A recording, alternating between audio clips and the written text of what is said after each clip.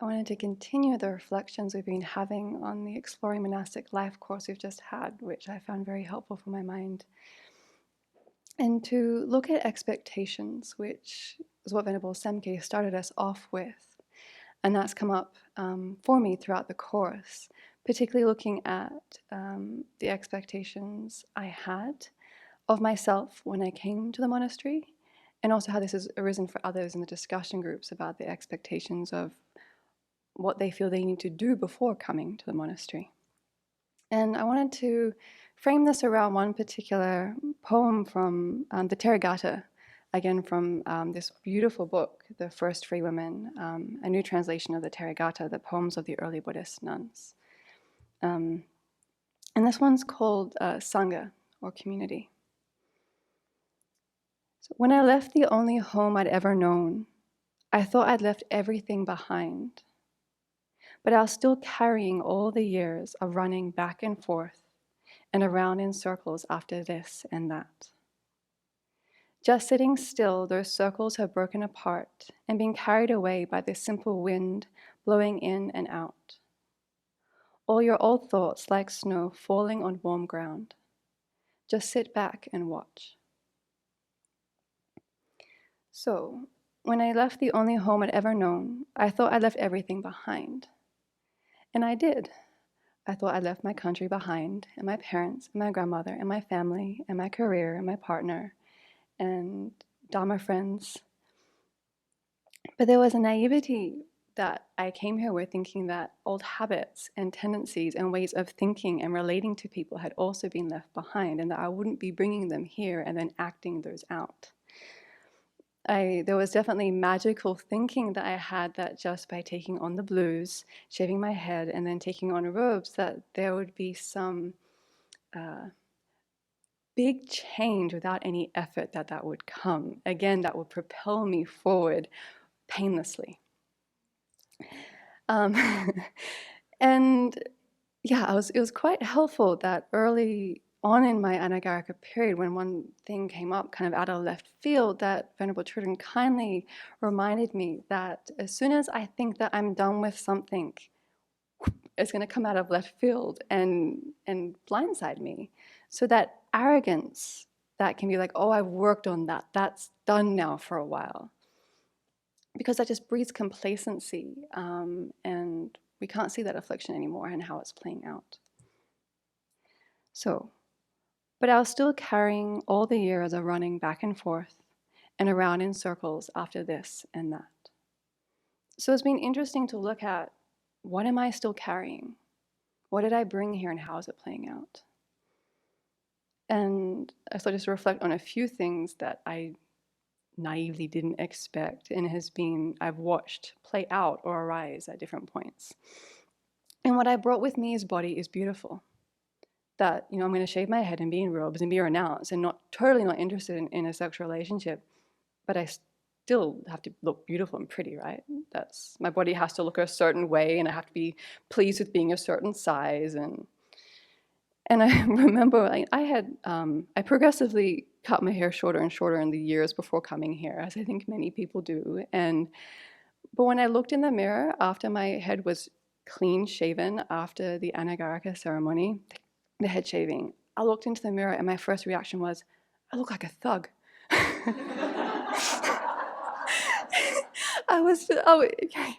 Yeah. And then at that moment, I'm like, wow, still so attached. Still so clinging on to feeling like I have to look a certain way to be beautiful. Not for anyone else, but also just for how I see myself.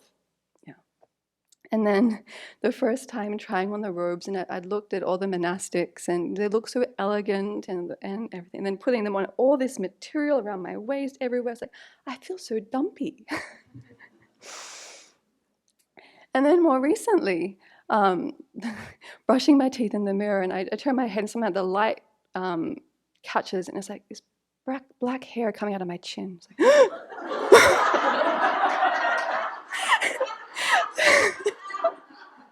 that should not be happening at 31. So yes, still a lot of work to do there. And then expectations around financial and emotional support from my family. You know, I'm an only child, and my parents aren't very poor, they're not very rich, but they've been so supportive of me. You know, I haven't lived with them for over 11 years now, but in the years when I was living in another country before coming here, you know, they would send care packages and different things. So I had some semblance of expectation that that would continue here. But I'm not one of the monastics that gets chocolate and underwear and socks from their parents in the mail. They don't seem to care anymore. And it's just been interesting to watch that arise, and it's like, how do I want to relate to them? And then also when, you know, in terms of Skyping my parents, and they don't want to talk about what I'm doing here. They want to talk about the dog, and they want to talk about the restaurant that they've gone to, or the movie that they've seen, and that they're not interested in what I'm doing, partly because they have no reference for what I'm doing. But to see that those attachments and those expectations arise, and it's like, wow, again, a lot of work to do here, and to see the gap between the perspective that I'm witnessing there and then the Buddhist worldview that I'm trying to take on, and then to try and work with that gap. Then also expectations around what friendship means.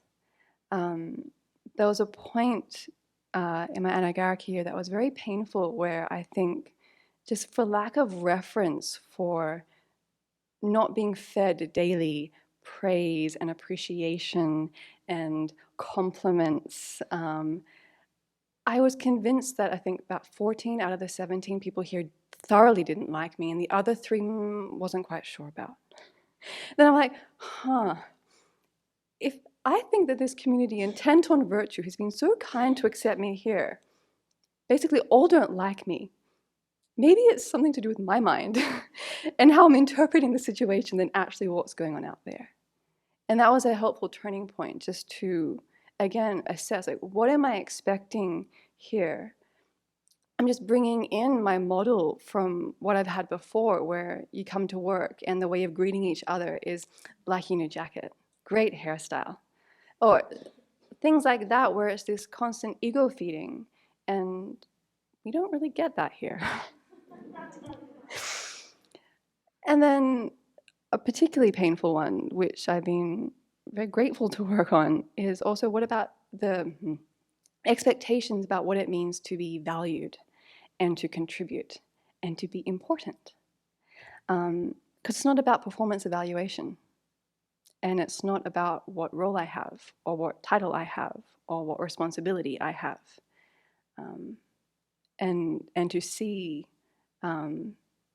that urge to want to prove myself, or to be praised or appraised, or to achieve a certain thing, or to have some box that I can neatly put myself in so I can feel secure about my place in the world. Again, that just doesn't jive here, and to try and let that go has been painful but very helpful. So, just sitting still, those circles have broken apart and been carried away by this simple wind blowing in and out. So I see this as the in and out of the breath. It could be formal meditation practice, yes, but also just living in the container of a monastery day by day. And just the value of living in a container where the energy is going in a certain direction by long-term trained monastics holding a certain energy about what are we doing here and why. And then I see my thoughts and actions of body and speech jar with that, as my habitual tendencies are directing me to act in a way that is not in accord with the Buddhist worldview. It's run by ignorance, attachment, anger. And then catching those jarring moments and the messes that I create and going, oh, this is how I get to learn.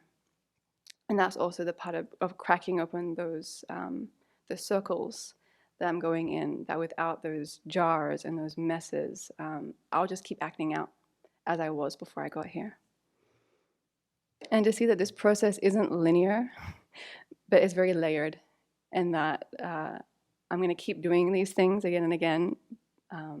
But each time I get to go deeper into that topic and understand a little bit more about why I'm doing it and how I can break it apart. So all your old thoughts like snow on warm ground, falling on warm ground. Just sit back and watch.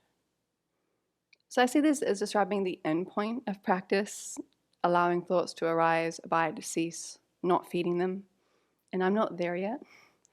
But I have that aspiration to learn as I watch things play out, either in my head as I'm running the same movie, or as I actually do play the afflictions out through my speech or my body. And trying to see that not as a failure on my part, but to see it as an opportunity to learn and grow. That there is no failure. And it's not the fact that I have to, or that anyone else has to perfect themselves to a certain degree and to have subdued their afflictions to a certain extent before they can come here and train, or before they are worthy to take robes or to investigate further their interest in ordination. But this is exactly seeing how strong we are under the grasp of ignorance, attachment, and anger is why we come here, to have this safe container so that we can crack open those circles that we keep going in and change. And what I found particularly beautiful from the last teaching yesterday was the encouragement to trust that this community intent on virtue can hold us as we go through that painful and messy process of growth, that we, as much as we can, we hold each other in kindness as we all go through our growing pains, and try and see that we are all doing our best, and have that intention to grow and transform. And also, what's alive for me right now, and as Venerable Sepo beautifully expressed in the morning motivation, is the importance of honesty and the courage to see what is going on in our mind, to see it clearly, to say, yes, this is exactly what I'm seeing, full-blown jealousy, anger, attachment, whatever it is, and to go, yes, that's okay, and I'm going to work on it.